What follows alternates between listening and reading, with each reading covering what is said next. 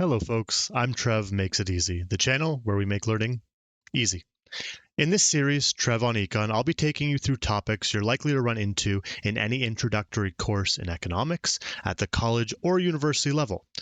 My goal is to make economics less scary, more approachable, and, if I can, mildly enjoyable. With that being said, let's make it easy. Hello folks, it's been a while, but we're jumping back into lessons today. The goal is going to be to try and get one out on Friday, Saturday, Sunday, and Monday, and just make sure that we're kind of keeping a bit of a consistent schedule for you listeners out there. So today we're going to be dealing with a microeconomics topic. This is regarding consumer and producer surplus. So these are two concepts in which we deal with usually after supply and demand in micro, again, depends on the course setup. But consumer surplus is basically looking at the difference between what our maximum willingness to pay is and the actual market price. So this is something we haven't really discussed yet, but all of us hold sort of an intrinsic value for everything. If we can usually look at something and after maybe a bit of thinking, decide, oh, I think that's worth $5. I think that's worth $1,000. And I emphatically have a value that I place on it. Now, the thing is, we all have our own values. I might value something at $5. You might value it at $3. And collectively as an economy, we all kind of put our information out there as to what we think something should be. And then the market decides on an actual price. So for example, I might think coffee is worth $5, but I go to a store and I can get a coffee for $3, right? I don't have that ability to just walk in the store and say, I'm paying $5, right? The store tells me the price and I compare it to what I am willing to pay, all right? So maximum willingness to pay is kind of explanatory. Okay. It's the most we are willing to pay for that good or service. Okay. I like to think about it as like intrinsic value, right? To us, perhaps. Maybe that's a good one to add on, to us, right? This is basically what we think something is worth or the value we place on it. And then the market price is what we actually have to pay for that good or service.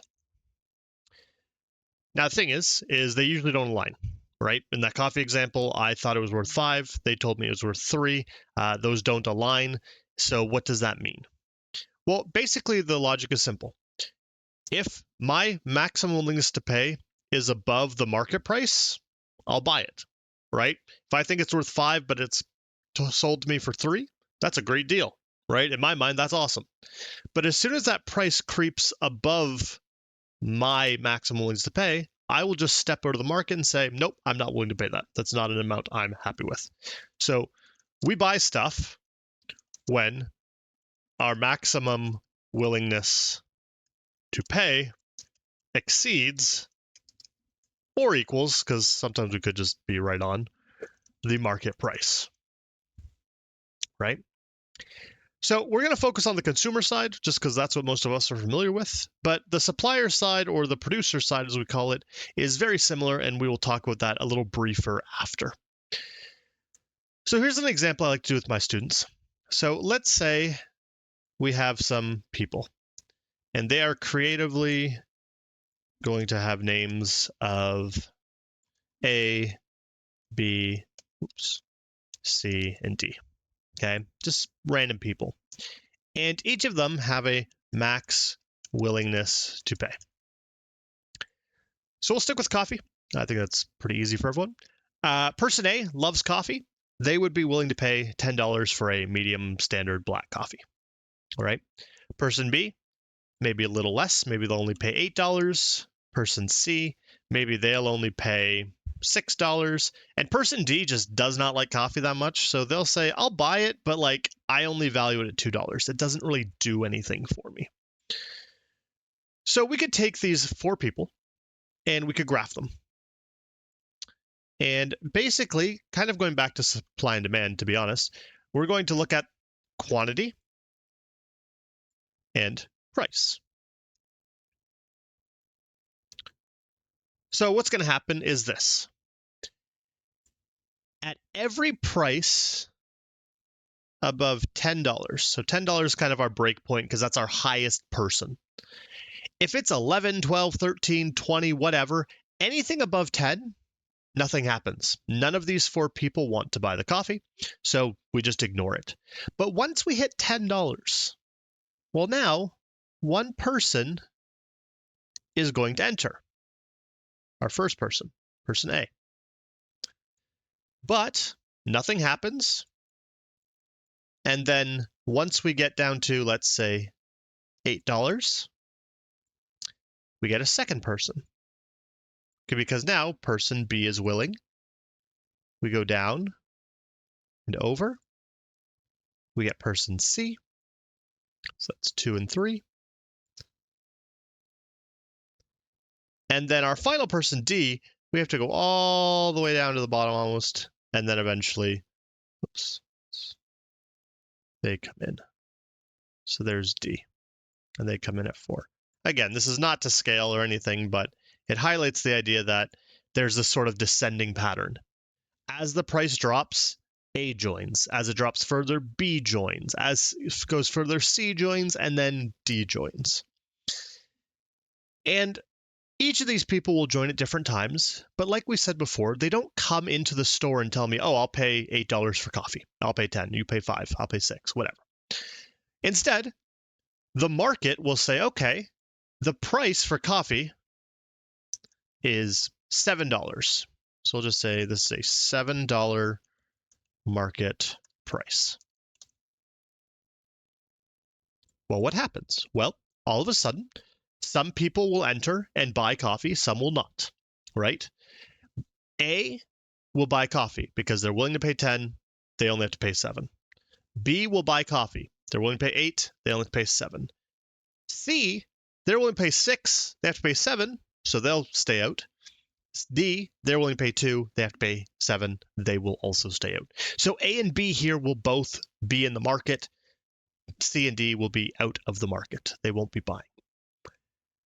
However, what we're interested here is the difference between the two things, what they were willing to pay and what they actually paid. So for example, if we look at A was willing to pay 10. They only had to pay 7. So this gap here is $3, right? And we basically call this consumer surplus. It is the good feeling or the feeling of like getting a good deal on something where you're like, oh, I was willing to pay 10, but I got it for 7. I feel $3 better effectively than I would have. For person B, they still have some consumer surplus, but it's only $1, right? Willing to pay 8. They got it for 7. Not a bad deal, not a great deal, but a deal nonetheless, right? So what we can say is this. As price increases, consumer surplus decreases, right? If I was to raise the price, B and A would be worse off. Maybe B even leaves, right? If I raise it to $9, B would leave. But as price decreases, consumer surplus increases. Basically saying that, guess what? As prices go down, people are happier. And you can really think about it in that light. Consumer surplus is not the greatest phrase, but it's kind of like happiness, sort of. So when prices go up, I'm less happy, so it decreases. When prices go down, I'm more happy, it increases. All right? Now, the other thing is as the price changes, people will enter. For example, if I lowered the price to $6, right? Little decrease from 7 to 6. Well, A and B would still buy coffee, except A would now have $4 of consumer surplus, 10 to 6. Person B would have $2, 8 to 6, $2.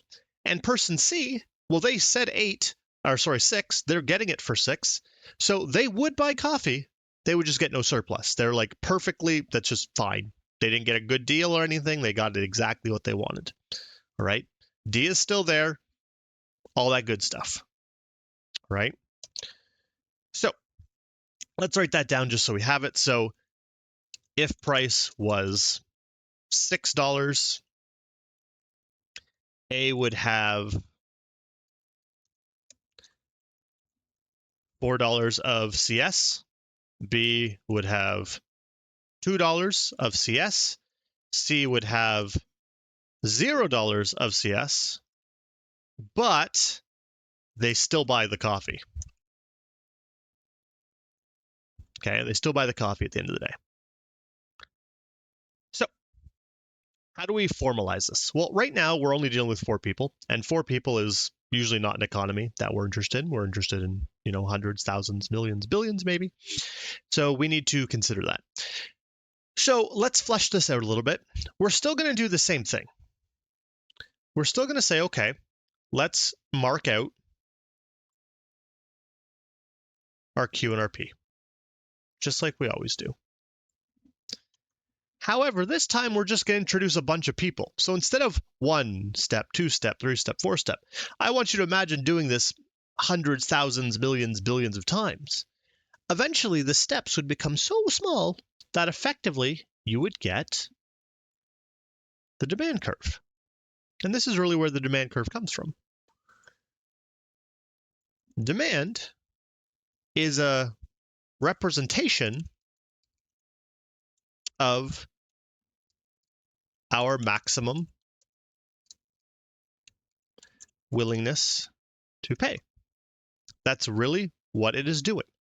All right. It is showing for the entire economy how much people are willing to pay. That is where the demand curve comes from, effectively. So we will compare this to the market price to find consumer surplus. All right. So for example, if this is my demand curve, again, we're not always going to be saying our own prices. There's going to be some sort of market price like so.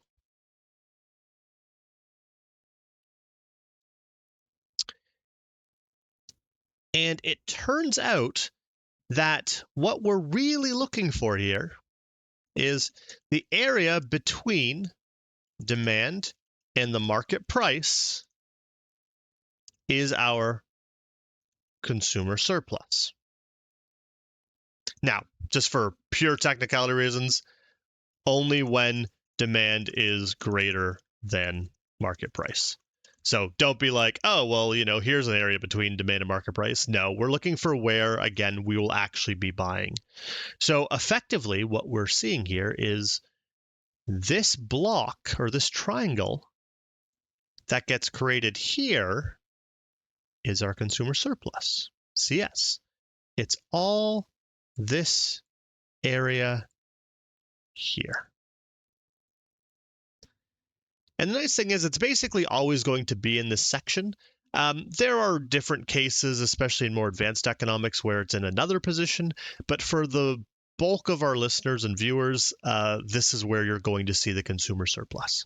All right. It is this sort of upright triangle that is on the left side of the graph, effectively.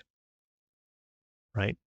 Now, technically, we might have to calculate this. What is the value of the consumer surplus? We're going to save that till next video, though, when we talk about all the different sort of calculations. All right. Next up, we have producer surplus, and producer surplus is going to be fairly similar, all right, in terms of what we're looking at, just going to be flipping it on its head and saying, hey, let's look at the producer side of things. So for producer surplus, very similar. Some of the order changes, so watch out for that. It is the difference between the market price, so market price is first in this one, and firms' minimum willingness to sell. Again, kind of staying on that whole theme we've talked about in a few videos of, this, if we do it for demand, the opposite is true for supply. Kind of the same thing. Demand had maximum, supply has minimum. Demand had market price on the bottom. This one has market price first and on top. So again, Very similar. What is a willingness to pay? Well, a minimum willingness to pay is just like the maximum willingness to pay. It is the least amount of money a firm is willing to sell a good or service for. So usually this has some relation to the cost to make the item, whether that's labor, parts, materials, whatever. But the idea is that, hey, if it costs me money to make these things, guess what? I need to at least sort of recoup those costs. Now, it might include profit as well. Some people say that's mandatory for their business, but there's some number that the firm is willing to sell for. Okay? It's a very similar idea. So let's go do our same exercise. Instead of people, we've got firms. Firms, apparently. Firms. And they all have a minimum willingness to sell.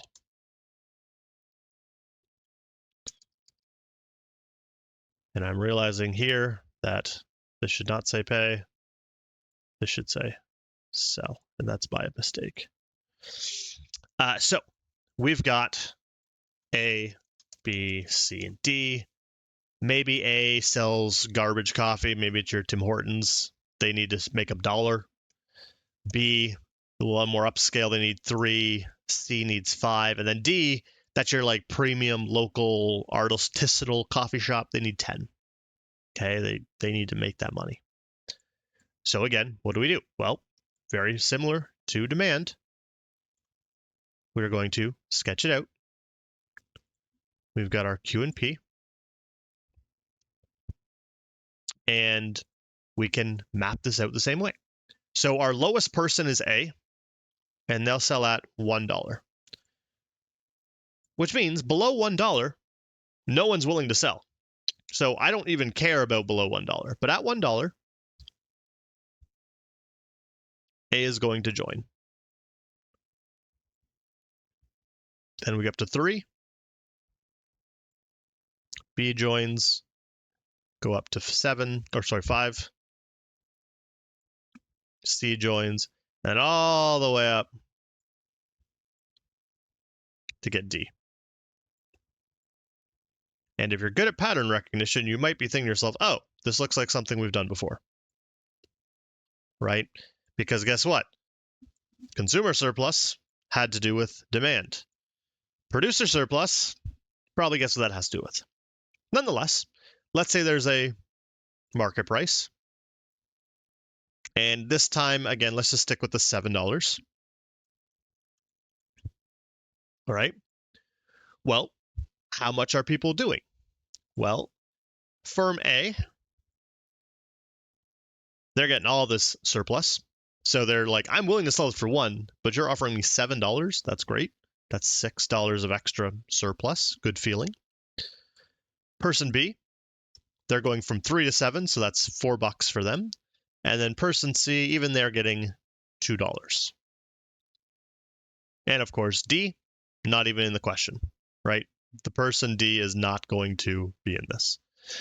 So what happens? Well, this is the reverse. If price increases, producer surplus increases. And again, just go back to your basics. What do businesses like? Businesses like more money. If you give me more money, I am happier. So if I can sell for a higher price, I'm happier. If price decreases, producer surplus decreases, which again makes sense, right? Firms want more money. If you give them less money, they are less happy, and that is not great for them. So their happiness or surplus will go down. Again, we could play around with the market price to show different combinations, but the same exact story as consumer surplus. Now, what does it all look like? Well, together, we're going to have something very similar to this picture. All right, so let's draw it out. In fact, you probably can beat me to it. We've got P and Q, like always. And if I put all my people together and I add more and more people, I get my supply curve, right? So surprise, surprise, supply is a graphical representation of firms minimum willingness to sell. Right? Just another light we can look at supply with, just like we looked at demand with a different light. We compare this to market price to find out producer surplus. So just like we did last time, we're going to draw out a line for market price. Let's say there.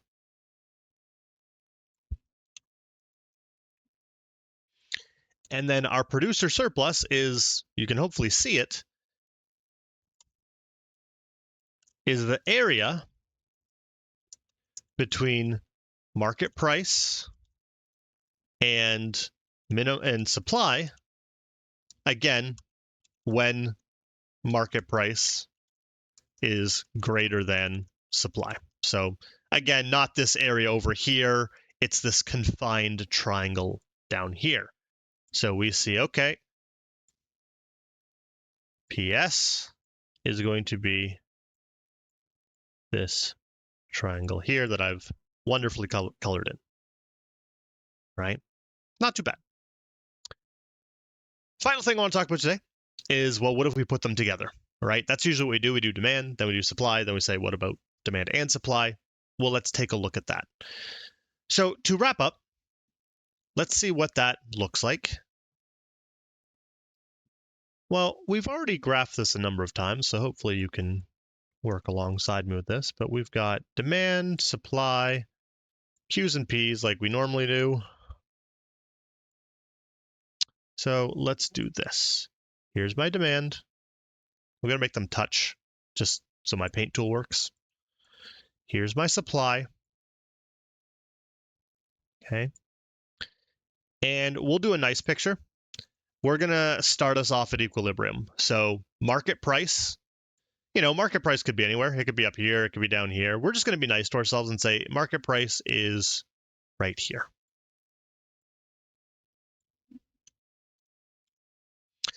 The nice thing is everything we just did in the first majority of this video applies here. You can start to see, oh, look, there's that triangle where demand is above market price. So consumer surplus is right here.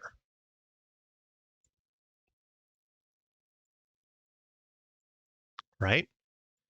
Oh, look, there's the one we just did, producer surplus. It's down here.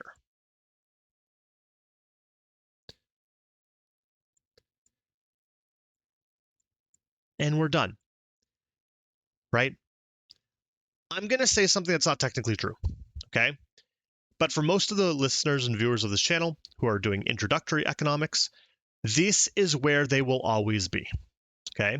Again, this is not technically true. So we don't need to ever look up here or really over here or here or here. Consumer surplus will be the top triangle. Producer surplus will be the bottom triangle. Collectively, the sum, and I'm going to say that in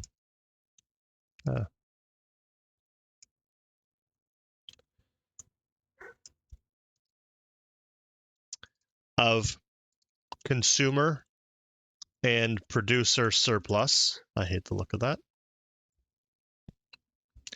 is economic surplus. Some people call it total surplus. I don't love that phrase, but technically it's true. All right. At equilibrium, we are maximizing economic surplus.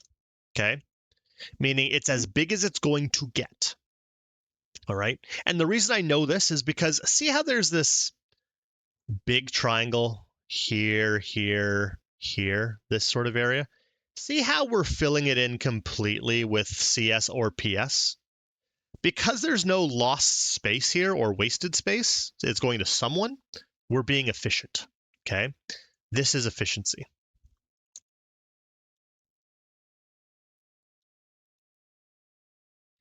I want to make something quickly clear. This does not mean we are maximizing CS or PS on their own. Okay. a small thing, but I've seen students get really caught with this. And it's a decent trick question, to be completely honest. But basically, yes, we are maximizing economic surplus, which is CS plus PS, but that does not mean that CS is maximized or that PS is maximized. We could make those bigger, and that's a whole calculus problem, to be honest. But for our purposes, we don't maximize them individually, we maximize the sum, which is a whole, again, different issue and more advanced than we need to get to. Now, that's what we're going to call it today. There are things we have to deal with. Number one is going to be the calculations. Okay, what is the size of CS and PS? But number two, what happens if that market price isn't at equilibrium? Okay, when it's not at equilibrium, we are going to run into complications, to say the least. But that's for another video. I think I've talked long enough. With that being said, hopefully this helps, and I'll see you next time. Well, folks, that wraps up another lesson for today. I hope it was helpful. If you found the video valuable, please make sure to like and subscribe. And if you have any questions about the content or requests for other topics or subjects you'd like me to cover, please leave a comment below. Until next time, keep learning and make it easy.